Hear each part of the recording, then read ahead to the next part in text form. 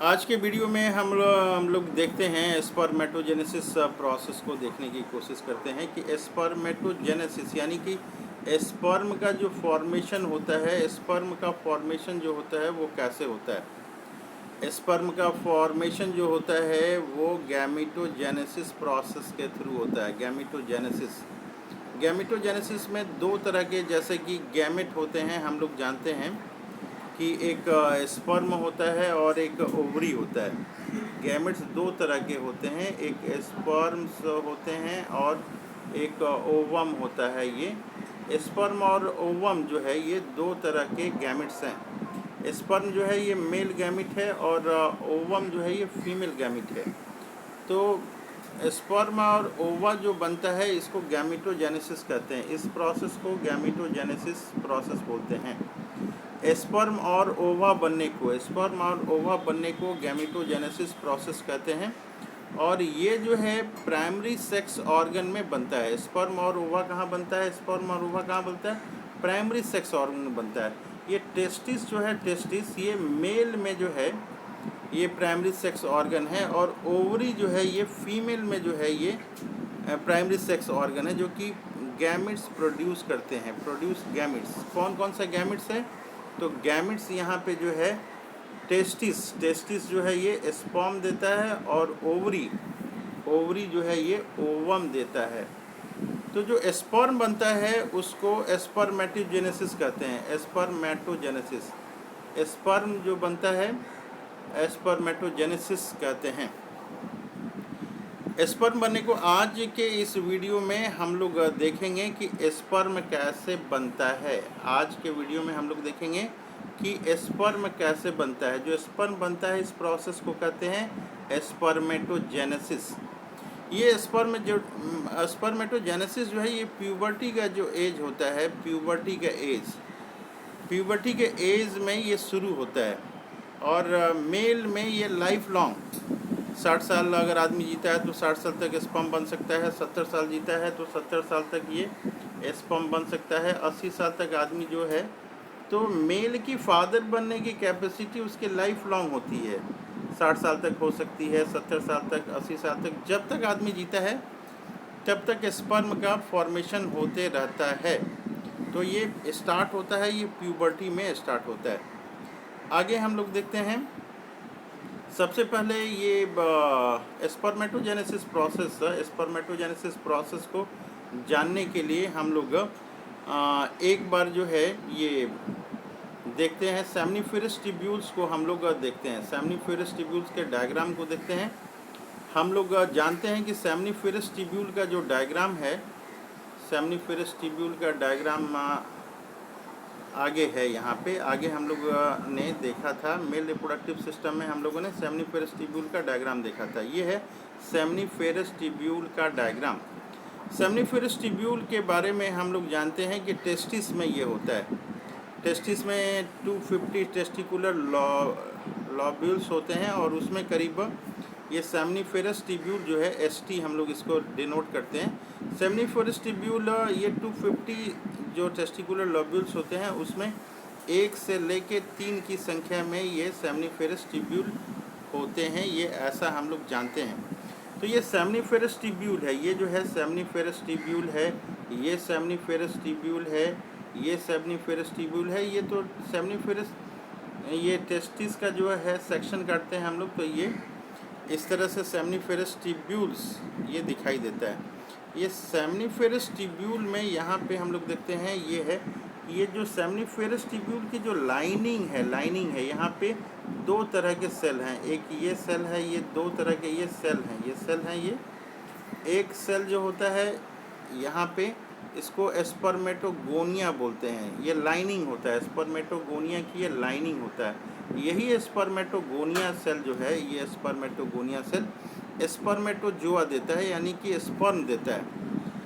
ये जो seminiferous tubule की ये जो लाइनिंग है, इसमें दो तरह के सेल होते हैं। एक तो स्पर्मेटोगोनिया होता है और दूसरा सर्टोली सेल होता है, सर्टोली सेल। ये सर्टोली सेल जो है ये स्पर्म को, स्पर्मेटोजोआ है, इसको ये न्यूट्रिशन प्रोवाइड करता है। इसके अलावा जो है ये दो सेमनीफेरस ट्यूब्यूल हैं। एक ये सेमनीफेरस ट्यूब्यूल है, और एक ये इधर सेम्निफेरस ट्यूब्यूल है। तो इसके बीच में जो स्पेस है ये, यहाँ पे कुछ सेल होते हैं, उसको इंटरस्टिशियल सेल्स बोलते हैं। तो आगे हम लोग ये देखते हैं यहाँ पे कि अब जो है स्पर्मेटोजेनेसिस प्रोसेस कैसे हो रहा है, स्पर्मेटोजेनेसिस प्रोसेस कैसे हो रहा है। तो स्पर्मेटोजेनेसिस प्रोसेस को देखने के लिए आगे हम लोग इसके डायग्राम को देखते हैं। यहाँ पे ये डायग्राम को हम लोग देखते हैं। ये डायग्राम में यहाँ पे लिखा हुआ है, यहाँ पे हम लोग देख रहे हैं, ये है फिगर नंबर है, फिगर नंबर 3.5 है। ये diagrammatic sectional view of seminiferous tubule, ये इनलार्ज करके ये फिगर दिखाया गया है। तो यहाँ पे हम लोग इस पिक्चर को इनलार्ज करने की कोशिश करते हैं। यहाँ देख रहे हैं हम लोग कि स्पर्मेटोगोनियम जो है, स्पर्मेटोगोनियम की ये लाइनिंग है, ये स्पर्मेटोगोनियम की ये लाइनिंग है, स्पर्मेटोगोनियम सेल है ये इसकी ये लाइनिंग है। ये स्पर्मेटोगोनियम सेल जो है ये माइटोसिस के द्वारा डिवाइड करता है, और माइटोसिस के द्वारा ये डिवाइड करता है माइटोसिस, और इसमें 46 नंबर ऑफ क्रोमोसोम होती हैं, 46 नंबर ऑफ क्रोमोसोम। ये डिवाइड करके जो है ये प्राइमरी स्पर्मेटोसाइट्स बनाता है, इसमें भी 46 नंबर ऑफ क्रोमोसोम होती है। फिर यहाँ पे माइटोसिस 1 होता है, माइटोसिस 1 होता है, और ये बनाता है सेकेंडरी स्पर्मेटोसाइट्स बनाता है। इसमें क्रोमोसोम की संख्या जो है ये 23 हो जाती है, आधी हो जाती है। ये क्रोमोसोम की संख्या जो है ये आधी हो जाती है।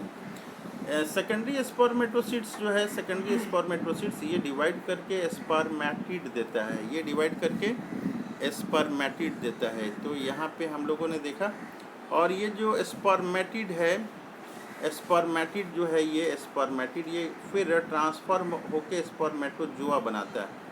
ये स्पर्मेटोजोआ जो है सर्टोली सेल, ये जो सर्टोली सेल है, ये सर्टोली सेल के पास जाके ये अटैच हो जा रहा है, यहाँ पे देख रहे हैं हम लोग, या फिर यहाँ आके ये अटैच हो जाएगा सर्टोली सेल पे, और इससे सर्टोली सेल जो है स्पर्मेटोजोआ को न्यूट्रिशन प्रोवाइड करता है। एक बार हम लोग फिर देख रहे हैं इस डायग्राम को। स्पर्मेटोगोनियम की जो है, स्पर्मेटोगोनियम की ये लाइनिंग होती है। स्पर्मेटोगोनियम जो है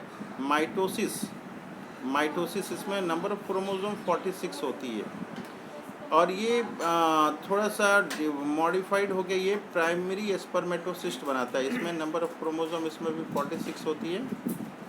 ये फिर इसमें माइटोसिस 1 होता है, मियोसिस 1 होता है। मियोसिस 1 होने के बाद ये सेकेंडरी स्पर्मेटोसिट्स बनाती है। इसमें क्रोमोसोम की संख्या जो है 23 हो जाती है, 23। फिर सेकेंडरी स्पर्मेटोसिट्स जो है स्पर्मेटिड बनाता है, इसमें भी नंबर ऑफ क्रोमोसोम जो है 23 होती है, और ये फिर डिवाइड करके 4 स्पर्मेटोजोआ बनाता है, 4 स्पर्मेटोजोआ ये बनाता है, ये 4 स्पर्मेटोजोआ ये बनाता है, और इसमें भी क्रोमोसोम की संख्या जो 23 होती है। स्पर्मेटिड जो है कन्वर्ट हो जाता है, ये स्पर्मेटोजोआ में कन्वर्ट होता है। स्पर्मेटोजोआ है जो फिर सर्टोली सेल से अपना न्यूट्रिशन लेता है। स्पर्मेटोजोआ जो है सर्टोली सेल से अपना ये न्यूट्रिशन लेता है। तो इस तरह से हम लोगों ने देखा कि किस तरह से प्राइमरी oocyte जो है सेकेंडरी oocyte में कन्वर्ट होता है, फिर स्पर्मेटिड में कन्वर्ट होता है, फिर स्पर्मेटोजोआ में कन्वर्ट होता है।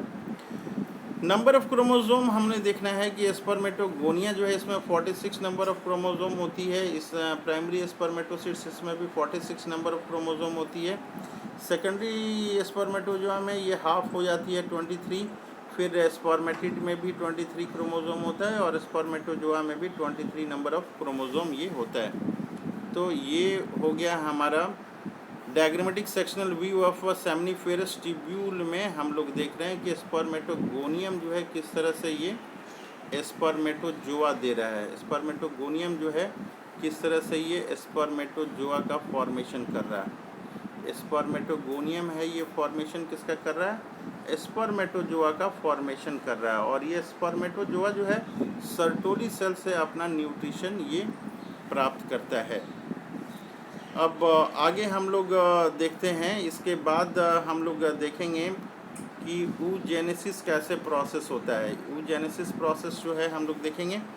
उसके बाद उसके पहले हम लोग ये देखते हैं कि ये जो स्पर्म बना है ये स्पर्म में क्या क्या पार्ट्स हैं।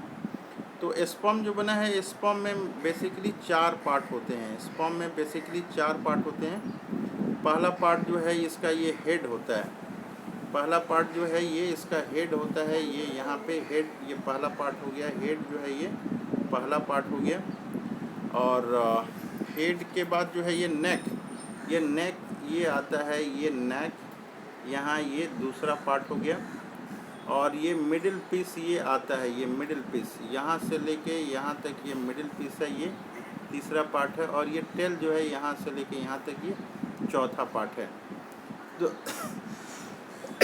तो स्पर्म जो है, स्पर्म में ये हम लोगों ने देखा कि जो ह्यूमन स्पर्म है, फिगर यहाँ पे लिखा हुआ है, figure 3.C, structure of sperm है। ये स्ट्रक्चर है ऑफ स्पर्म है, इधर है, स्ट्रक्चर ऑफ स्पर्म है ये। तो स्ट्रक्चर ऑफ स्पर्म में जो है 4 पार्ट हम लोग देख रहे हैं। पहला पार्ट तो ये हेड हमें दिखाई दे रहा है। पहला पार्ट ये हेड, थोड़ा सा फिगर को एनलार्ज करते हैं, ये हेड है यहाँ पे। तो ये फिगर में ये हेड जो है, ये हेड में यह ऊपर जो है ये प्लाज्मा मेम्ब्रेन होता है, ये एक्रोजोम होता है। एक्रोजोम में वो नेसेसरी एंजाइम्स होते हैं जिसके थ्रू ये ओवम के मेम्ब्रेन को पेनिट्रेट करता है। और ये न्यूक्लियस कंटेनिंग क्रोमोसोमल मटेरियल है। नेक में जो है सेंट्रियोल होता है, सेंट्रियोल जिसका काफ़ी रोल होता है सेंट्रियोल का। हम लोग oogenesis प्रोसेस में देखेंगे कि नेक में जो सेंट्रियोल है उसका रोल क्या है। इस डायग्राम में सेंट्रियोल का एनसीईआरटी में फिगर दिखाया हुआ नहीं है। ये मिडिल पीस में जो है यहाँ पे माइटोकॉन्ड्रिया में होते हैं, energy source for swimming. Sperm जो है स्विम करते हुए आगे बढ़ता है, स्विम करते हुए ये आगे बढ़ता है। तो मिडिल पीस, ये नाम से ही जो है ना, एम फॉर माइटोकॉन्ड्रिया यहाँ पे। तो मिडिल पीस में ये मिडिल पीस है, यहाँ से यहाँ तक मिडिल पीस है। ये जो स्ट्रक्चर है ये नेक है, इसका नेक। तो हेड पहला पार्ट हो गया, नेक जो है ये दूसरा पार्ट हो गया, और मिडिल पीस जो है ये तीसरा हो गया, और ये टेल जो है ये चौथा पार्ट हो गया। तो इस तरह से ये स्पर्म में मेनली जो है ये 4 पार्ट हैं। पहला है हेड में ही जो है ये एक्रोजोम है, इसमें नेसेसरी एंजाइम है जो कि पेनिट्रेट करता है ओवम में, और उसके मेम्ब्रेन में ये जाता है। तो ये एक, फिर आगे हम लोग देखते हैं यहाँ पे ये सिस्टमेटिक रिप्रेजेंटेशन ऑफ स्पर्मेटोजेनेसिस यहाँ पे है। डिफरेंस हम लोग बाद में देखेंगे, अभी स्पर्मेटोजेनेसिस प्रोसेस के बारे में हम लोग देखते हैं। यहाँ पे ये दिखाया हुआ है इस डायग्राम में, ये स्पष्ट है यहाँ पे कि प्यूबर्टी के एज में स्पर्मेटोगोनिया जो है, स्पर्मेटोगोनिया ये इसमें माइटोसिस डिवीज़न होता है। और कुछ सेल जो है डिफ्रेंशिएट करते हैं, और प्राइमरी स्पर्मेटोसिस्ट बनाते हैं। प्राइमरी स्पर्मेटोसिस्ट में हम लोग देख रहे हैं नंबर ऑफ क्रोमोसोम कितने हैं इसमें, 46 हैं।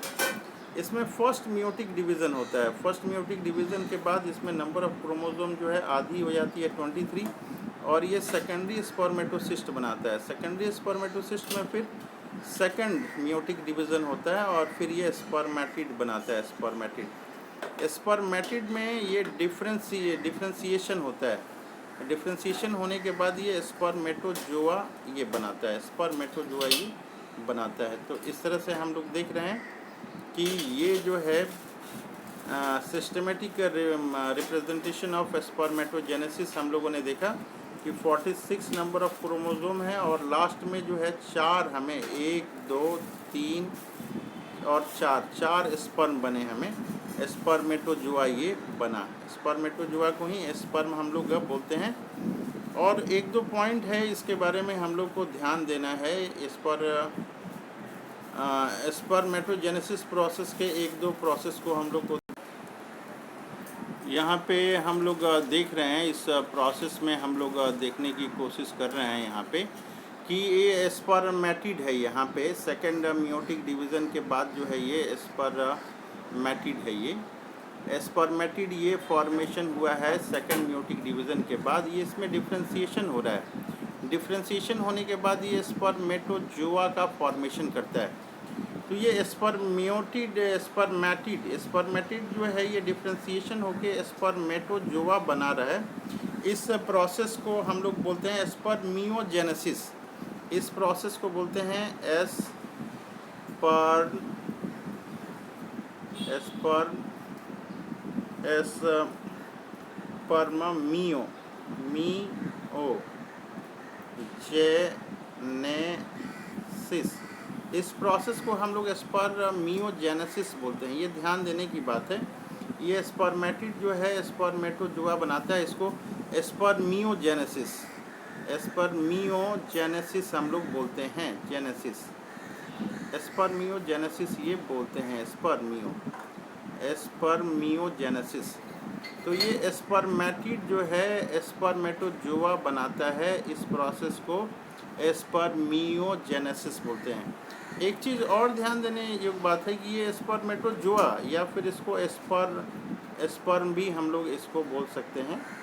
ये जो है फिर यहाँ से रिलीज़ होता है, सेमनीफेरस ट्यूब्यूल से ये रिलीज़ होता है। सेमनीफेरस से रिलीज़ होता है। इस रिलीज़ जब होता है तो उस प्रोसेस को स्पर्मिएशन बोलते हैं। उस प्रोसेस को स्पर्मिएशन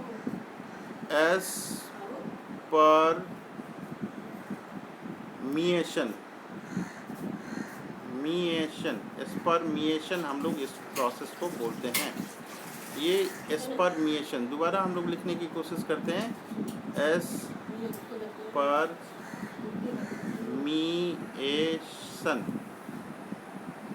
स्पर्मिएशन हम लोग इस प्रोसेस को बोलते हैं। तो ये दो टर्म्स हैं, इसको हम लोग याद करने की कोशिश करेंगे। तो इस तरह से हम लोगों ने देखा ये कि 46 नंबर ऑफ क्रोमोसोम है और स्पर्मेटोजोआ है। ये स्पर्मेटोजोआ कन्वर्ट हो रहा है। ये स्पर्मेटोगोनिया जो है कन्वर्ट हो रहा है, स्पर्मेटोजोआ में ये कन्वर्ट हो रहा है। फिर अगला प्रोसेस हम लोग देखने की कोशिश करते हैं। इस डायग्राम में हम लोग आगे देखते हैं ये कि हार्मोनल कंट्रोल जो है ये बड़ा इम्पॉर्टेंट है, बहुत ही इम्पॉर्टेंट है कि हार्मोनल कंट्रोल जो है ये कैसे होता है। हार्मोनल कंट्रोल जो है ये कैसे हो रहा है। तो हार्मोनल कंट्रोल में हम लोग देखते हैं यहाँ पे हार्मोनल कंट्रोल में कि गोनाडोट्रोपिन रिलीजिंग हार्मोन जो है, गोनाडोट्रोपिन रिलीजिंग हार्मोन, ये गोनाडोट्रोपिन रिलीजिंग हार्मोन जो है ये हाइपोथैलेमस से निकलता है। गोनाडोट्रोपिन रिलीजिंग हार्मोन है, ये कहाँ से निकलता है? ये हाइपोथैलेमस से ये निकलता है। हाइपोथैलेमस से निकलता है गोनाडोट्रोपिन रिलीजिंग हार्मोन और हाइपोथैलेमस से निकलने के बाद ये एंटीरियर पिट्यूटरी पे ये एक्शन करता है। एंटीरियर पिट्यूटरी पे एक्शन करने के बाद ये दो तरह के गोनाडोट्रोपिन्स ये निकालता है। ये है एक FSH फॉलिकुलर स्टिमुलेटिंग हार्मोन और दूसरा जो है LH ल्यूटिनाइजिंग हार्मोन। ये दो तरह के हार्मोन का ये सिक्रीशन करता है। गोनाडोट्रोपिन रिलीजिंग हार्मोन हाइपोथैलेमस से निकलने के बाद एंटीरियर पिट्यूटरी के पे एक्शन करता है और फॉलिकुलर स्टिमुलेटिंग हार्मोन और ल्यूटिनाइजिंग हार्मोन ये सिक्रीट करता है। अब हमें ये देखना है कि ये फॉलिकुलर स्टिमुलेटिंग हार्मोन और ल्यूटिनाइजिंग हार्मोन ये स्पर्मेटोजेनेसिस में ये कहाँ पे रोल करता है, ये कहाँ पे रोल करता है। तो ये जो ल्यूटिनाइजिंग हार्मोन है, ये जो हम लोग देख रहे हैं ल्यूटिनाइजिंग हार्मोन, ये लीडिंग सेल्स थे। ये लीडिंग सेल्स जो है या इंटरस्टिशियल सेल, हम लोगों ने देखा कि ये सेमनीफेरस ट्यूब्यूल है, दो सेमनीफेरस ट्यूब्यूल है, ये तीसरा मान लीजिए कि सेमनीफेरस ट्यूब्यूल है। तो यहाँ पे कुछ जो दो सेमनीफेरस ट्यूब्यूल के खाली जगह है उसमें कुछ इंटरस्टिशियल सेल्स थे। इंटरस्टिशियल सेल्स को ही लीडिंग सेल्स हम लोग लीडिंग सेल्स बोलते हैं। तो ये लीडिंग सेल्स, ल्यूटिनाइजिंग हार्मोन जो है लीडिंग सेल्स के ऊपर एक्शन करता है और एक्शन करने के बाद लीडिंग सेल्स क्या करता है? लीडिंग सेल्स जो है ये टेस्टोस्टेरोन हार्मोन का सिक्रीशन करता है। लीडिंग सेल्स जो हैं एंड्रोजेंस का ये सिक्रेशन करता है। एंड्रोजेंस में जो प्रमुख हैं उसमें है टेस्टोस्टेरोन हार्मोन है। टेस्टोस्टेरोन हार्मोन जो है ये इसका काफ़ी रोल है। मेल में जो सेकेंडरी सेक्सुअल कैरेक्टर होते हैं, दाढ़ी होती हैं, मूछें होती हैं, दाढ़ी मूछें होती हैं, इसके अलावा जो है मसल्स होता है, बॉडी का जो मसल्स हैं, ये मसल्स हैं, ये दाढ़ी हैं, मूछें हैं, ये जो सीना होता है वो चौड़ा होता है, बॉडी मस्कुलर होता है, मसल्स का डेवलपमेंट होता है। तो टेस्टोस्टेरोन हार्मोन का काफ़ी जो है ये यूज़ है। तो ये लेडिंग सेल जो है ये टेस्टोस्टेरोन हार्मोन का सिक्रीशन करता है। तो ये किससे ये इन्फ्लुएंस होता है, ये ल्यूटिनाइजिंग हार्मोन एक्शन करता है। ल्यूटिनाइजिंग हार्मोन एल से है और लीडिंग सेल भी एल से है। ये कहाँ पे है लीडिंग सेल, दो सेमनीफेरस ट्यूब्यूल के बीच जो जगह है इंटरस्टिशियल सेल्स हैं, इसी को लीडिंग सेल्स बोलते हैं। ये एंड्रोजेंस का ये करते हैं, सिक्रीशन करते हैं, और टेस्टोस्टेरोन जो है इसमें काफ़ी इम्पॉर्टेंट रोल ये करता है। अब हम लोग आगे देखने की कोशिश करते हैं ये कि एफ एस एच जो है यहाँ पे एफ एस एच जो है ये सर्टोली सेल के ऊपर एक्शन करता है। एफ एस एच जो है ये F S H Sertoli cell के ऊपर एक्शन करता है, और सर्टोली सेल के ऊपर एक्शन करके जो है ये एफ एस एच यहाँ पे डायग्राम में हम लोग देख रहे हैं। डायग्राम में यहाँ पे ये देख रहे हैं स्पर्मेटोजेनेसिस। ये एफ एस एच जो है ये एफ एस एच जो है ये सर्टोली सेल के ऊपर एक्शन करता है, और टेस्टिस में जो स्पर्मेटोजेनेसिस प्रोसेस है इसको ये बढ़ाता है। तो इस तरह से हम लोग ये देख रहे हैं यहाँ पे कि ये किस तरह से ये रोल जो है इसका दो का, एफ एस एच का और एल एच का, ये मेल हार्मोन जो है ये प्रोसेस जो होता है स्पर्मेटोजेनेसिस, इसमें कैसे ये रोल प्ले कर रहा है। और एक दो डायग्राम हम लोग देखने की कोशिश करते हैं। यहाँ पे एक मेल हाइपोथैलेमिक पिट्यूटरी ग्लैंड्स का जो है ये डायग्राम है। यहाँ पे भी ये हम लोग देखने की करते हैं कि ये गोनाडोट्रोपिन रिलीजिंग हार्मोन है। गोनाडोट्रोपिन रिलीजिंग हार्मोन है। हाइपोथैलेमस ये निकल रहा है, हाइपोथैलेमस यहाँ पे दिखा हुआ है। ये एंटीरियर पिट्यूटरी पे एक्शन करता है, और एक्शन करने के बाद ल्यूटिनाइजिंग हार्मोन एंटीरियर पिट्यूटरी देता है, और एंटीरियर पिट्यूटरी ये फॉलिकल स्टिमुलेटिंग हार्मोन ये दे रहा है, और ये जो है ये एक्शन करता है। ल्यूटिनाइजिंग हार्मोन जो है ये लीडिंग सेल के ऊपर एक्शन कर रहा है, और फॉलिक्यूल स्टिमुलेटिंग हार्मोन जो है ये सर्टोली सेल के ऊपर ये एक्शन कर रहा है। तो हमें याद रखना पड़ेगा कि ल्यूटिनाइजिंग एल है और ये लीडिंग सेल भी ये एल है। तो ये क्वेश्चन पूछता है कि ल्यूटिनाइजिंग हार्मोन कहाँ किसके ऊपर इफ़ेक्ट करता है, तो लीडिंग सेल के ऊपर, और फॉलिक्यूल स्टिमुलेटिंग हार्मोन जो है ये किसके ऊपर इफ़ेक्ट करता है, ये तो ये सर्टोली सेल के ऊपर ये इफ़ेक्ट करता है। तो इस तरह से हम लोग देख रहे हैं कि आगे जो है ये, और लीडिंग सेल जो है ये क्या है, लीडिंग सेल का जो है ये क्या फंक्शन आ रहा है यहाँ पे। तो लीडिंग सेल जो है टेस्टोस्टेरोन हार्मोन का सिक्रेशन कर रहा है। ऐसे तो लीडिंग सेल्स जो हैं बहुत सारे एंड्रोजेंस का ये सिक्रेशन करता है, उसमें से testosterone is one of them. और ये सर्टोली सेल है, स्पर्मेटोजेनेसिस प्रोसेस को करता है। इनहिबिन एक है यहाँ पे दिखा रहा है, वो इसका इम्पॉर्टेंट रोल है। फिर दूसरा डायग्राम हम लोग देखने की कोशिश करते हैं। अभी इसमें इतना ही डायग्राम हम लोग देख पा रहे हैं। तो ये है हार्मोनल कंट्रोल कैसे हो रहा है। एक बार दोबारा हम लोग इसको रिपीट करते हैं। हाइपोथैलेमस से ये निकल रहा है गोनाडोट्रोपिन हार्मोन, ये एंटीरियर पिट्यूटरी पे एक्शन कर रहा है। फॉलिकुलर स्टिमुलेटिंग हार्मोन और ल्यूटिनाइजिंग हार्मोन ये दे रहा है। फॉलिकुलर स्टिमुलेटिंग हार्मोन जो है ये सर्टोली सेल पे एक्शन करता है, ये सर्टोली सेल पे ये एक्शन करता है। और ये जो है हम लीडिंग सेल्स जो है ये टेस्टोस्टेरोन जो है ये सिक्रीट कर रहा है ल्यूटिनाइजिंग हार्मोन के थ्रू। तो इस तरह से हम लोगों ने देखा ये थोड़ी बहुत हार्मोनल कंट्रोल कैसे हो रहा है। हार्मोनल कंट्रोल देखने के बाद अब कि अब दोबारा हम लोग ये देख रहे हैं कि कुछ थ्योरेटिकल पोर्शन यहाँ पे क्या लिखा हुआ है यहाँ पे। तो अब हम लोग ये देख रहे हैं यहाँ पे थ्योरेटिकल पोर्शन क्या लिखा हुआ है। कह रहा है कि इंटेस्टिस जो है immature male germ cell spermatogonia produce sperm by the process of spermatogenesis. Spermatogenesis से ये स्पर्म मिल रहा है दैट बिगिन एट प्यूबर्टी। कब ये शुरू होता है? प्यूबर्टी में शुरू होता है। कह रहा है कि स्पर्मेटोगोनिया सिंगुलर में इसको बोलेंगे spermatogonium present at the inside the wall of seminiferous tubule पे ये रहता है स्पर्मेटोगोनिया और मल्टीप्लाई करता है। मल्टीप्लाई कर रहा है ये माइटोसिस डिवीजन से ये मल्टीप्लाई कर रहा है। ये ध्यान देने की बात है। जनरली हम लोग गोनाड सेल्स को बराबर ये ध्यान में रखते हैं कि मियोटिक डिवीज़न होता है, लेकिन स्पर्मेटोगोनिया जो है स्पर्मेटोगोनिया पहले माइटोटिक डिवीज़न से डिवीज़न करके अपनी संख्या को बढ़ाता है, उसके बाद में इसमें मियोसिस होता है। तो ये चीज़ें हमें ध्यान में रखना है कि स्पर्मेटोगोनिया में शुरू में माइटोटिक डिवीज़न हो रहा है, शुरू में माइटोटिक डिवीज़न हो रहा है और माइटोटिक डिवीज़न से ही इसकी संख्या जो है ये बढ़ रही है, उसके बाद फिर ये मियोसिस डिवीज़न होता है।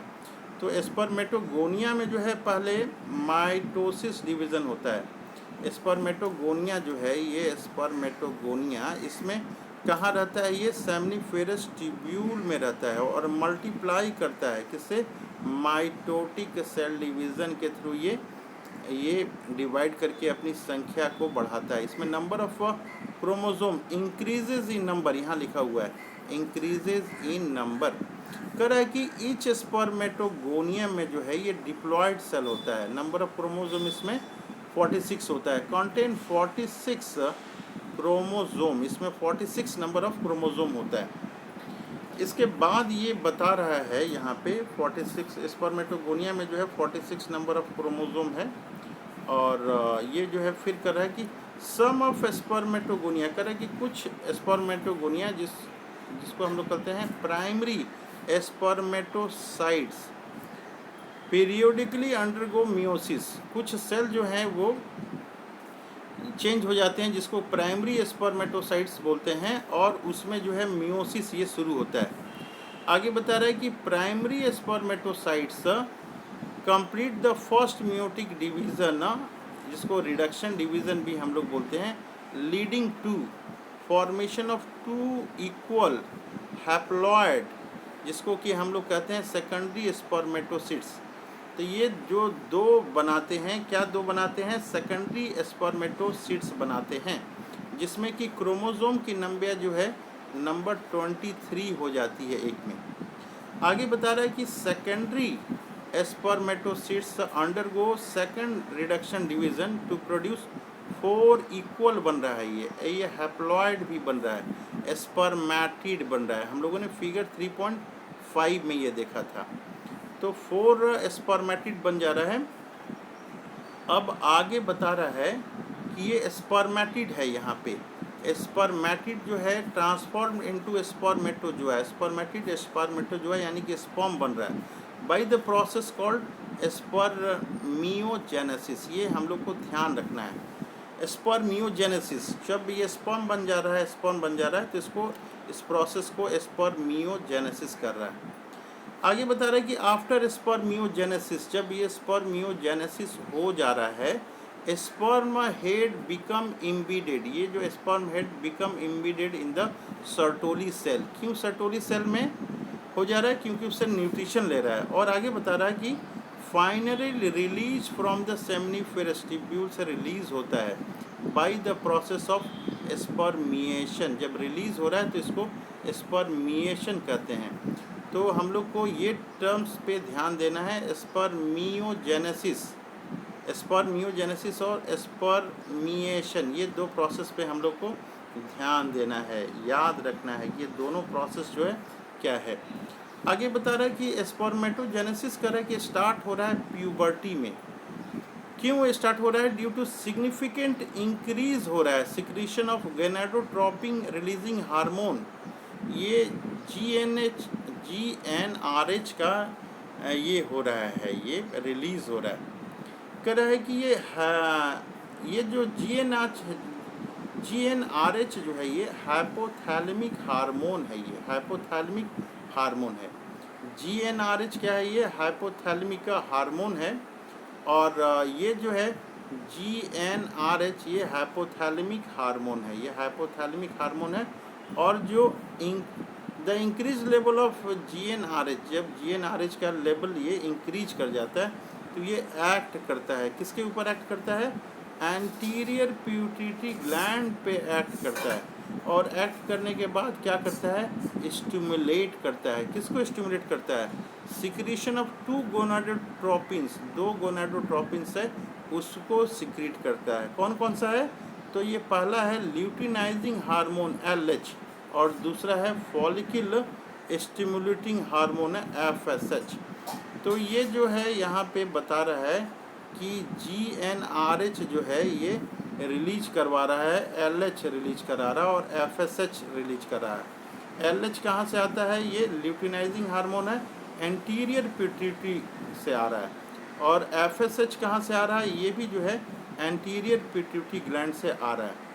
इसके बाद बता रहा है कि LH का फंक्शन क्या है। कह रहा है कि LH act on Leydig cells and stimulate कर रहा है ये secretion and synthesis of androgens, जिसमें कि टेस्टोस्टेरोन जो है ये मेन है। कह रहा है कि androgens intern stimulate the process of spermatogenesis, ये स्पर्मेटोजेनेसिस को स्टिमुलेट कर रहा है। आगे बता रहे कि FSH जो है एक्ट ऑन सर्टोली सेल पे कर रहा है और ये स्टिमुलेट कर रहा है। ये क्या स्टिमुलेट कर रहा है? सिक्रीशन ऑफ सम फैक्टर कर रहा है, help in the process of spermiogenesis. ये स्पर्मियोजेनेसिस में जो प्रोसेस में रिक्वायर्ड है उसको ये कर रहा है, स्पर्मियोजेनेसिस। ठीक है, स्पर्मियोजेनेसिस हम लोगों ने देखा था कि स्पर्मेटिड जो है स्पर्मेटोजोआ हो रहा है। स्पर्मेटिड जो है ये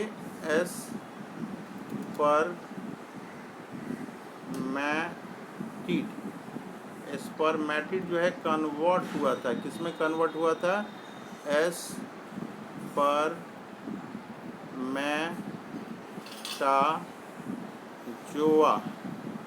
में कन्वर्ट हुआ था। इस प्रोसेस को स्पर्मियोजेनेसिस हम लोग बोलते हैं।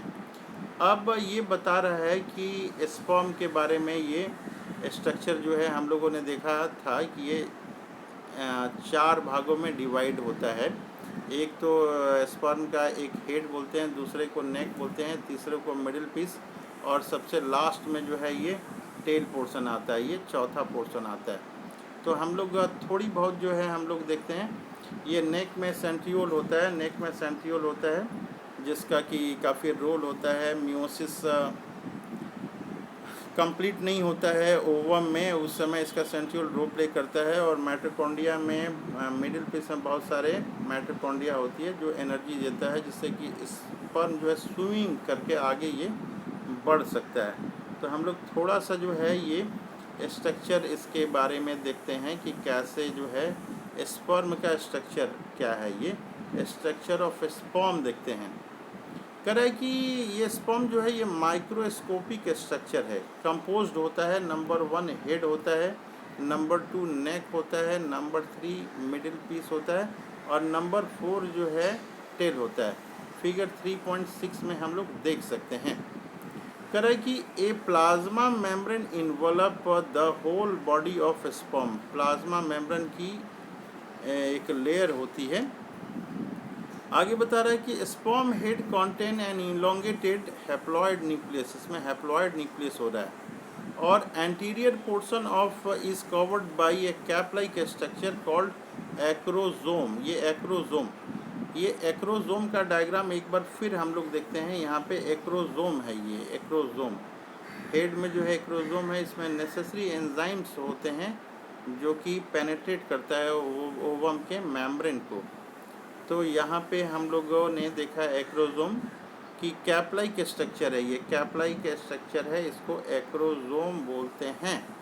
कह रहे कि acrosome is filled with enzyme, इसमें एक एंजाइम होता है कि हेल्प करता है fertilisation of the ovum, fertilise करने में ये मदद करता है। आगे बता रहा है कि मिडिल पीस जो है उसमें बहुत सारे माइटोकॉन्ड्रिया होते हैं विच प्रोड्यूस एनर्जी करता है। किस चीज़ के लिए? मूवमेंट ऑफ टेल के लिए।